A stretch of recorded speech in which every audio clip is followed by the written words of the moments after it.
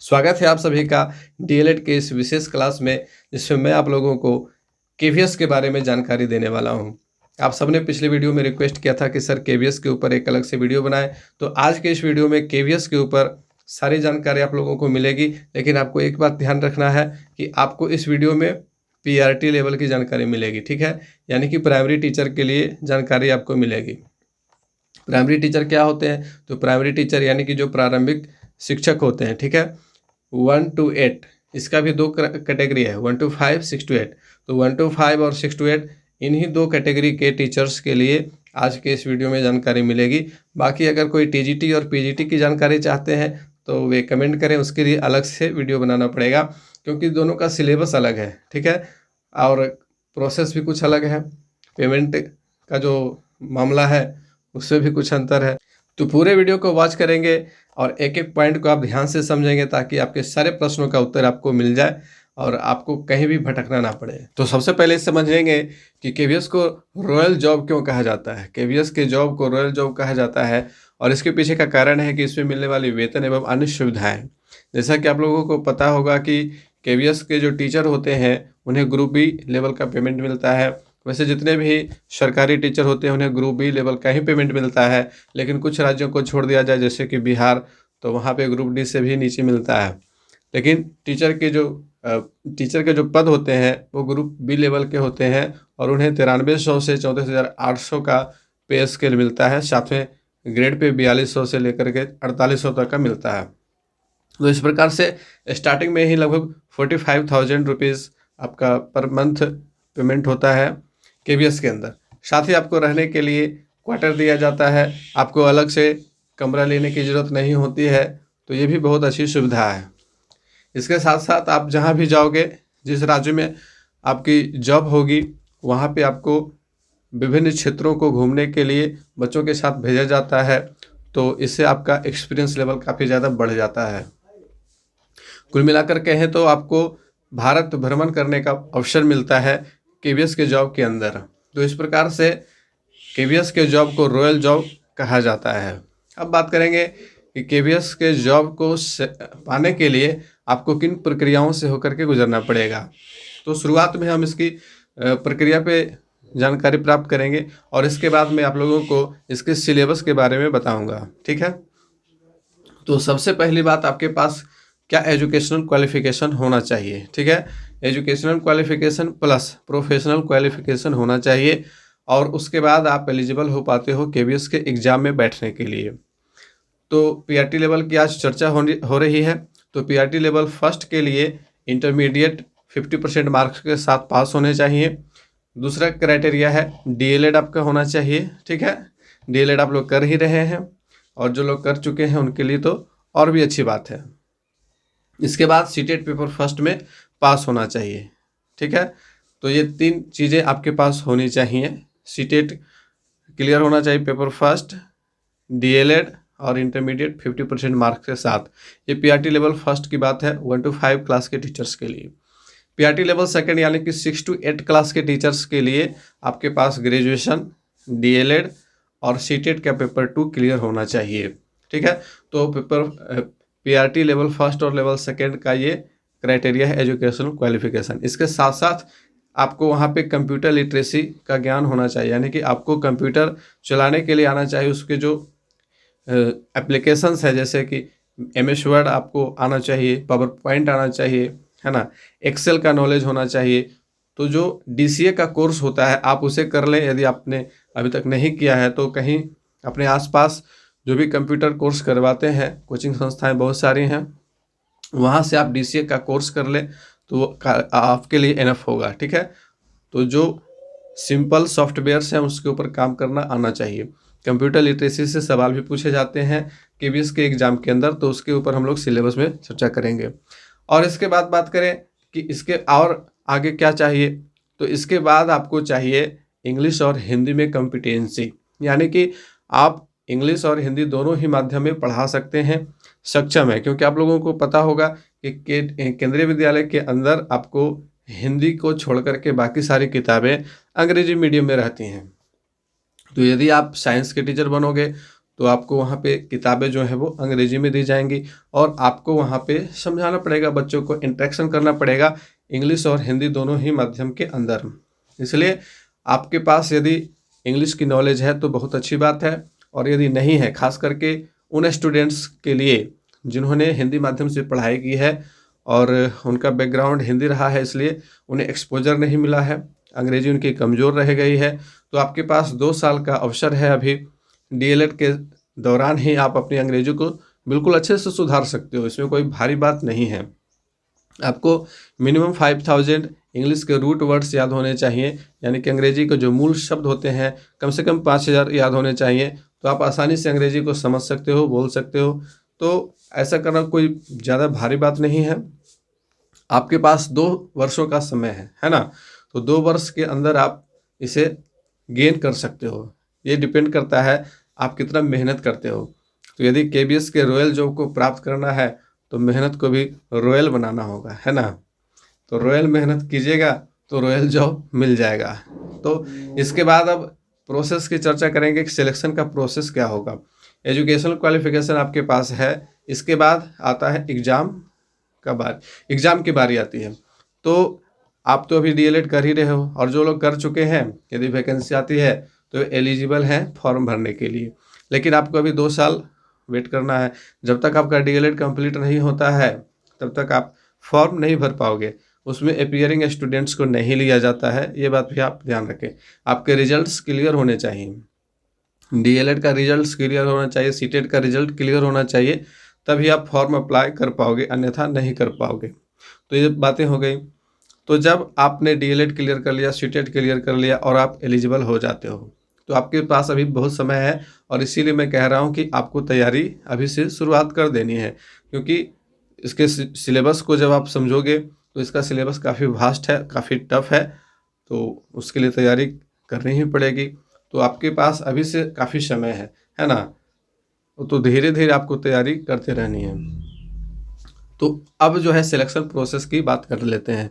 तो आपके पास educational qualification आ गया, इसके बाद आपको एग्ज़ाम में बैठना है। जब केबीएस का वैकेंसी आती है तो एग्ज़ाम के लिए आवेदन लिया जाता है, तो वहाँ आपको अप्लाई करना है। अप्लाई करने के बाद आपको एग्ज़ाम में बैठना होगा, वहाँ ऑब्वियसली क्लियर करना होगा एग्ज़ाम को, और एग्ज़ाम को क्लियर करने के बाद आपका इंटरव्यू होगा। जी हाँ, केबीएस के अंदर इंटरव्यू का प्रोसेस होता है। आपसे कुछ सवाल पूछे जाएंगे इंटरव्यू में, बिल्कुल 3-4 टीचर्स बैठे रहेंगे। जिस प्रकार से आप देखते हो आईएएस का इंटरव्यू होता है, बीपीएससी का इंटरव्यू होता है, उसी तरह से केबीएस का भी इंटरव्यू होता है। इंटरव्यू उतना ज़्यादा टफ नहीं होता है जितना यूपीएससी बीपीएससी का लेवल तो काफ़ी हाई है, लेकिन केबीएस का भी इंटरव्यू होता है, और इस इंटरव्यू में आपकी पेडागोजिकल नॉलेज की परख की जाती है। आप किस प्रकार से बच्चों के साथ बिहेव करोगे, इसकी जांच की जाती है, और आपके पास इंग्लिश हिंदी कॉम्पिटेंसी है या नहीं है, इसकी भी जांच की जाती है। ठीक है, तो आपके मुख्य रूप से अंग्रेजी के ऊपर फोकस रहता है, आपको मुख्य रूप से कंप्यूटर के ऊपर फोकस रहता है वहाँ पे, और आप किस प्रकार से पढ़ाते हो, आपका अप्रोच क्या है पढ़ाने का, उसके ऊपर फोकस किया जाता है। ठीक है, तो इन 3 चीज़ों को यदि आप सुधार लेते हो तो निश्चित रूप से केबीएस के इंटरव्यू में आप पास कर जाओगे। केबीएस के इंटरव्यू में पास करने के बाद आपका मेरिट बनता है, और मेरिट में आने के बाद आपका सिलेक्शन हो जाता है। सिलेक्शन के दौरान आपको किसी भी सेक्टर में दिया जा सकता, किसी भी जोन में भेजा जा सकता है ना। वहाँ पे चॉइस बेस्ड काफ़ी कम मिलता है।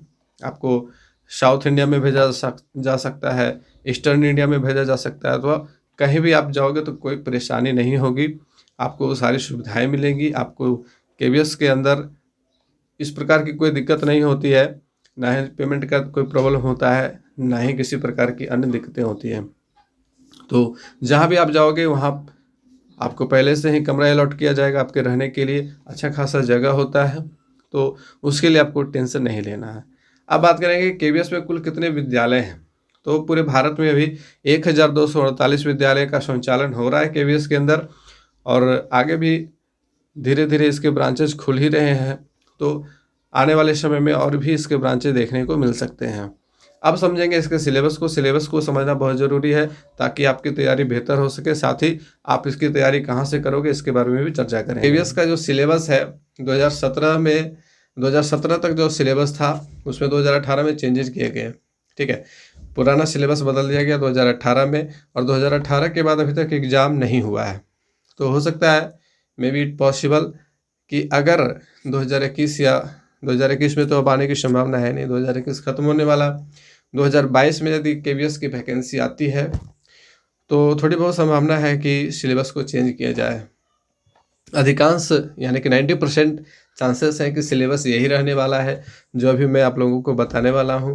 तो सिलेबस को आप नोट करते चलें, ध्यान से देख लें। जो पेपर होता है वो ऑफलाइन अभी तक हो रहा है, लेकिन हो सकता है आने वाले समय में आपको ऑनलाइन टेस्ट देना पड़ेगा केवीएस में। जिस प्रकार से ऑनलाइन मीडियम और कंप्यूटर लिटरेसी की बात की जा रही है केवीएस में, तो ये काफ़ी ऑब्वियस है कि आपको ऑनलाइन टेस्ट देना पड़ेगा कंप्यूटर के ऊपर बैठ करके। इस प्रकार से सीटेट को ऑनलाइन कर दिया गया है ना, तो इसे भी ऑनलाइन कर दिए जाने की बहुत ज़्यादा संभावना है। और ऑनलाइन काफ़ी आसान होता है ऑफलाइन के मुकाबले। मुझे तो काफ़ी इजी लगता है ऑनलाइन एग्ज़ाम देना। ऑफलाइन में है कि पहले सॉल्व करो, उसके बाद आपको गोला कलर करना है। गोला कलर करते समय है कभी कभी गड़बड़ी हो जाती है, ए ऑप्शन कलर करना था बी हो जाता है, 14 नंबर कलर करना था 15 नंबर हो जाता है, उसमें आप दोबारा सुधार भी नहीं कर सकते हो। लेकिन ऑनलाइन मोड में आपको बहुत ही ईजी लगेगा। आप जैसे ही प्रॉब्लम को सॉल्व कर लेते हो, आपको आंसर पता चल जाता है, आप फटाक से एक क्लिक में आंसर दे सकते हो। यदि गलत भी हो जाता है, ऑप्शन चेंज करना है तो चेंज कर सकते हो। काफ़ी इजी मेथड है। तो ऑनलाइन एग्ज़ाम आसान होता है, बस थोड़ी सी आपको कंप्यूटर की नॉलेज होनी चाहिए, अंग्रेजी के इंस्ट्रक्शन पढ़ने के लिए आना चाहिए, ठीक है। तो इसको देखते हुए आगामी केवीएस की परीक्षा ऑनलाइन मोड में लिए जाने की संभावना है। तो अब बात करते हैं कि सिलेबस क्या रहने वाला है, इसे आप समझ लें। 2 पेपर होगा, ठीक है। पेपर 2 रहेंगे, टोटल 150 प्रश्न रहेंगे, और पार्ट 1 पार्ट 2 दोनों ही एक ही पेपर एक ही में रहेगा, ठीक है। आपको अलग अलग पेपर नहीं देना पड़ेगा, इस बात को आप ध्यान से समझें। 2 पार्ट में पेपर बटा हुआ रहेगा, पार्ट 1 और पार्ट 2, ठीक है। इसका मतलब ये नहीं कि 2 अलग अलग पेपर देने होंगे। सारे सवाल आपके क्वेश्चन पैलेट में रहेंगे, वहाँ पे आपको लिखा हुआ रहेगा, शो करेगा। अगर ऑनलाइन मोड में लिया जाता है तो पार्ट 1 पार्ट 2, ठीक है। पार्ट 1 में आपको जनरल इंग्लिश और जनरल हिंदी का पार्ट रहता है, ठीक है। जैसा कि मैंने पहले कहा कि हिंदी और इंग्लिश दोनों की कॉम्पिटेंसी आनी चाहिए, दोनों में आप कॉम्पिटेंट हो या फिर नहीं हो, इसकी जांच करता है केवीएस। तो उसके लिए 10-10 प्रश्न रहेंगे, ठीक है। तो सिलेबस का जो पहला पार्ट है वो है जनरल इंग्लिश और जनरल हिंदी, इन दोनों से 10-10 सवाल रहेंगे, ठीक। तो हो गए 20 सवाल। ये 20 सवाल आपका पार्ट 1 कहलाता है। इसके बाद पार्ट 2 में आते हैं। पार्ट 2 में क्या रहेगा, तो पार्ट 2 में सबसे पहले जीके और करेंट अफेयर्स का सेक्शन रहता है। उसी में साइंस के भी सवाल रहेंगे, उसी में जनरल नॉलेज के सवाल रहेंगे और करेंट अफेयर्स के सवाल रहेंगे। तो कितने सवाल रहेंगे, तो टोटल सवाल 10 रहेंगे, ठीक है। 10 सवाल जीके और करेंट अफेयर्स के रहेंगे। तो 10 ही सवाल रहेंगे, ज़्यादा नहीं रहेंगे, तो ज़्यादा टेंशन वाली बात नहीं है। आप रेगुलर पेपर पढ़ोगे तो आपको करेंट अफेयर्स हो जाएगा, या फिर प्रतियोगिता दर्पण आप पढ़ लोगे तो हो जाएगा। उसके बाद रीजनिंग, तो रीजनिंग भी आपका 10 नंबर का रहेगा। रीजनिंग का लेवल क्या रहने वाला है, तो किसी भी एसएससी की तैयारी वाला जो रीजनिंग का बुक होता है आप उसे पढ़ लो, उससे आपका कंप्लीट हो जाएगा रीजनिंग का सेक्शन। उसके बाद है कंप्यूटर लिटरेसी। तो कंप्यूटर लिटरेसी से आपको 10 सवाल पूछे जाएंगे। और कंप्यूटर लिटरेसी से कौन कौन से सवाल पूछे जाएंगे, तो इसके लिए आप किसी ऑथेंटिक बुक को खरीद लो। कंप्यूटर के ऊपर जो ऑब्जेक्टिव प्रश्न पूछे जाते हैं उसे खरीद लो। उसे पढ़ने के बाद आपका नॉलेज वहाँ पे गेन हो जाएगा और आप उसमें अच्छा मार्क्स कर सकते हो। तो इस प्रकार से 10-10 सवाल, जीके जीएस और करंट अफेयर्स 10 सवाल हो गया, रीजनिंग से 10 सवाल हो गया, कंप्यूटर लिटरेसी से 10 सवाल हो गए। इसके बाद आता है पेडागोजी का सेक्शन। पेडागोजी का सेक्शन जो आपका डीएलएड का सिलेबस है इसी के ऊपर आधारित रहता है, ठीक है। तो पेडागोजी से आपको टोटल 20 सवाल पूछे जाएंगे। और लास्ट सेक्शन जो है सब्जेक्ट कंसर्न 80 नंबर का, और ये 2018 से लागू किया गया है। पहले जो है सब्जेक्ट कंसर्न नहीं था, आपका जीके जीएस, रीजनिंग और पेडागोजी इन्हीं तीनों में कंप्लीट हो जाता था, लेकिन 2018 में चेंज कर दिया गया, सब्जेक्ट कंसर्न जोड़ा गया। यानी कि आपका प्रिफर्ड सब्जेक्ट क्या है, इसमें आप 5 सब्जेक्ट में से कोई एक चुन सकते हो। उससे आपको 80 सवाल बनाने पड़ेंगे। कितने? 80 सवाल बनाने पड़ेंगे। तो ये 5 सब्जेक्ट कौन कौन है, आप इसे ध्यान से सुने। इंग्लिश, हिंदी, मैथ्स, साइंस और ईवीएस। तो ये 5 सब्जेक्ट हैं। इनमें से आपका जो मजबूत हो, जिसे आपने पढ़ा है इंटर के दौरान, ग्रेजुएशन के दौरान, आपका जो सब्जेक्ट रहा है, जैसे किसी स्टूडेंट्स ने यदि मैथ्स से इंटरमीडिएट किया है, यानी कि उनका मेन सब्जेक्ट मैथ्स रहा है, या फिर साइंस उनका ज़्यादा मजबूत है, तो वे साइंस को चुन सकते हैं। यदि मैथ्स ज़्यादा मजबूत है तो मैथ को चुन सकते हैं। और इसमें जो लेवल रहेगा इसका, आपका इंटरमीडिएट के स्तर का ही रहेगा। इंटरमीडिएट के सवाल पूछे जाते हैं, उसी लेवल का सवाल आपसे पूछा जाएगा। तो आपको इस बात का ध्यान रखना है कि आप जो सब्जेक्ट कंसर्न चुन रहे हो वो आपका काफ़ी मजबूत होना चाहिए, काफ़ी अच्छा होना चाहिए, और इंटर लेवल तक का नॉलेज आपको होना चाहिए। ये नहीं कि ऐसे ही बिना देखे सोचे समझे हिंदी चुन लिए या फिर इंग्लिश चुन लिए या साइंस चुन लिए। आपको ये ध्यान रखना है कि आपने जो पढ़ा है, आपके पास जिसकी नॉलेज है, उसी का चुनाव आपको करना है। अब बात करेंगे कि इसकी तैयारी करने के लिए क्या किया जाए। सिलेबस आप लोगों ने समझ लिया कि कुल 150 प्रश्न इस प्रकार से होंगे, और टाइमिंग जो होगा, तो टाइमिंग भी आपका 150 मिनट होगा। और इसमें एक खास बात आपको नोट करके रखनी है कि इसमें नेगेटिव मार्किंग होती है। 4 गलती पे 1 नंबर काटे जाएंगे, यानी कि 0.25 नेगेटिव मार्किंग होती है। ठीक है, तो गलत क्वेश्चन करने पे आपके मार्क्स कट जाएंगे। तो ये भी ध्यान रखना पड़ता है केवीएस में, इसीलिए केवीएस का एग्ज़ाम थोड़ा सा टफ होता है। और मैं इसीलिए शुरुआत में आप लोगों को बता रहा हूँ कि अभी आपके पास डीएलएड का 2 साल है। इन 2 सालों में आपको आपकी तैयारी को किस दिशा में ले जाना है, इसके लिए सारी रूपरेखा मैं आप लोगों को बताता चलूँगा। और ये आपके ऊपर निर्भर करता है कि आप किस दिशा में जाना चाहते हो, आप अपने मेहनत का लेवल कैसा रखते हो। यदि आपका लेवल अच्छा रहेगा तो निश्चित रूप से आप केवीएस में क्वालिफाई करोगे और एक अच्छे टीचर के रूप में जाने जाओगे। तो अब बात करेंगे कि केवीएस की तैयारी के लिए क्या करें। तो सबसे पहली बात कि जो पिछले वर्ष के प्रश्न पत्र हैं, आप उसे डाउनलोड करें। 1-2 सवाल में आप लोगों को, 1-2 प्रश्न पत्र जो है वो मैं आप लोगों को उपलब्ध करा दूंगा, टेलीग्राम चैनल पर डाल दूंगा। ठीक है, टेलीग्राम चैनल पर आप जुड़ जाए तो वहाँ पर डाल दूंगा। और यदि आप नेट पे सर्च करोगे तो आपको बायजू के वेबसाइट पर मिल जाएगा। बायजू के वेबसाइट पर जाओगे तो वहाँ आपको पिछले वर्ष के प्रश्न पत्र मिल जाएंगे, वहाँ से भी डाउनलोड आप कर सकते हो। ठीक है, तो एक तो ये हो गया कि आपको प्रीवियस ईयर क्वेश्चन देख लेना है। 2018 का प्रश्न पत्र आपको मिलेगा, उसी में इस जो सिलेबस मैंने अभी बताया है उस सिलेबस के अनुसार से आपको सारे प्रश्न देखने को मिलेंगे। बाकी जो पीछे का आप क्वेश्चन डाउनलोड करोगे तो उसमें दूसरा सिलेबस है। उसका जो सिलेबस था उसमें इंग्लिश और हिंदी से 15 प्रश्न पूछे जाते थे, यानी कि 30 प्रश्न आपको पार्ट 1 से था।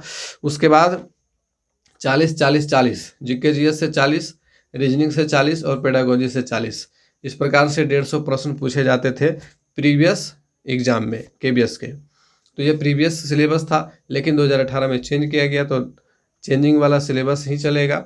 ठीक है, तो 2018 वाला प्रश्न पत्र डाउनलोड कर लें आप, और पिछले वाले भी डाउनलोड कर सकते हो, क्योंकि पेडागोजी का सेक्शन, जीके जीएस का सेक्शन और रीजनिंग का सेक्शन, हिंदी इंग्लिश के सेक्शन में कोई बदलाव नहीं हुआ है।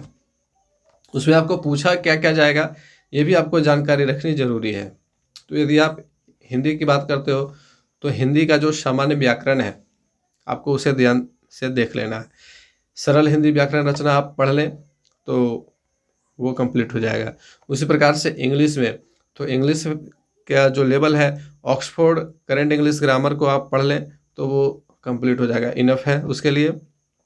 बाकी रीजनिंग के लिए मैंने कहा कि एसएससी के बुक से आपको रीजनिंग की तैयारी करनी है, और जीके जीएस करंट अफेयर्स के लिए प्रतियोगिता दर्पण, और जीके के लिए लूसेंट का जीके आप पढ़ लें तो उसके लिए वो काफ़ी है। और पेडागोजी के लिए, तो पेडागोजी के लिए आपका प्रीवियस ईयर का जो क्वेश्चन है आप उसे देखें, और आपका 2 साल में जो डीएलएड का सिलेबस होगा ये काफ़ी हो जाएगा, फिर आपको अलग से पेडागोजी पर पढ़ने की ज़रूरत नहीं पड़ेगी। इसके साथ साथ सब्जेक्ट कंसर्न पे सबसे ज़्यादा फोकस करना है आपको। आपका जो सब्जेक्ट है उसके ऊपर फोकस्ड रहें और उसे बार बार रिवाइज करते रहें, क्योंकि जब आप डीएलएड में आ गए हो तो आपको वो सारा छूट जाएगा। ठीक है, यदि आपने इंटर में मैथ्स पढ़ा था, बहुत अच्छे से आपने मैथ्स पे कमांड कर लिया था, लेकिन डीएलएड में आपका वो छूट जाएगा। क्योंकि डीएलएड का सिलेबस आप लोगों ने देखा है, ये बिल्कुल अलग हट करके है, कोई मतलब नहीं है आपके प्रीवियस ईयर के एजुकेशन से, ठीक है। इसका अपना ही सिलेबस है, बच्चों को कैसे पढ़ाना है, कैसे समझाना है, विद्यालय में कैसे क्या करना है, ये सारा कुछ है। साइकोलॉजी है, चाइल्ड डेवलपमेंट है, ये सारा चीज़ है। लेकिन आपने जो इंटरमीडिएट में पढ़ाई की थी मैथ्स में, कैलकुलस की पढ़ाई, ट्रिगोनोमेट्री की पढ़ाई, मैट्रिक्स, तो वो सारा रिपीट करते रहें आप, क्योंकि उसी से प्रश्न पूछे जाएंगे। यदि आप रिपीट नहीं करते हो तो आप भूल जाओगे। उसी प्रकार से जिनका साइंस अच्छा था तो वे साइंस का अपना रिवीजन करते रहेंगे, ठीक है। और इसके लिए जो सबसे अच्छा उपाय है मुझे जो लगता है और मैंने जिसे फॉलो किया है, तो वो है आप स्टूडेंट्स को पढ़ाएं, कोचिंग दें, ट्यूशन दें, ठीक है। ज़्यादा नहीं, 2-4 बच्चों को पढ़ाएं, 2-4 बच्चों को ट्यूशन दें, वो आपके लिए रिवीजन का काम करेगा, साथ ही साथ आपको कुछ फाइनेंशियल हेल्प भी मिल जाएगा, ठीक है। तो ये सारी बातें हैं। इस प्रकार से आप केवीएस के लिए अच्छे से प्रिपरेशन कर सकते हो। और उम्मीद है कि आप लोगों को पीआरटी लेवल से जितने भी प्रश्न पूछे, जितना भी आपके मन में सवाल उठ रहा था पीआरटी लेवल के लिए, उनके सारे जवाब मिल गए होंगे। और यदि फिर भी आपके मन में कोई क्वेरी है तो कमेंट करना नहीं भूलेंगे। वीडियो कैसा लगा है इसके बारे में भी बताएंगे, और आगे किन टॉपिक्स पे आपको वीडियोज चाहिए उसके बारे में भी क्लासेस आते रहेंगे। और थोड़ा सा इसमें अंतराल हो रहा है, तो लास्ट इलेक्शन ड्यूटी ख़त्म हो जाता है, उसके बाद रेगुलर क्लासेस आते रहेंगे, उसमें आपको दिक्कत नहीं होगी। तो आपके क्लासेस भी रेगुलर आएंगे। चैनल पर नए हैं तो सब्सक्राइब कर लेंगे ताकि आपका सारा टॉपिक पूरा हो जाए और आप अच्छे से अपना डीएलएड कोर्स कंप्लीट कर सको। साथ ही आप बेहतर तैयारी करने के लिए आगे क्या क्या स्टेप्स होंगे तो वे सारे टिप्स और ट्रिक्स मैं बताता रहूँगा। तो मिलते हैं फिर से अगले क्लास में, तब तक के लिए गुड बाय, टेक केयर।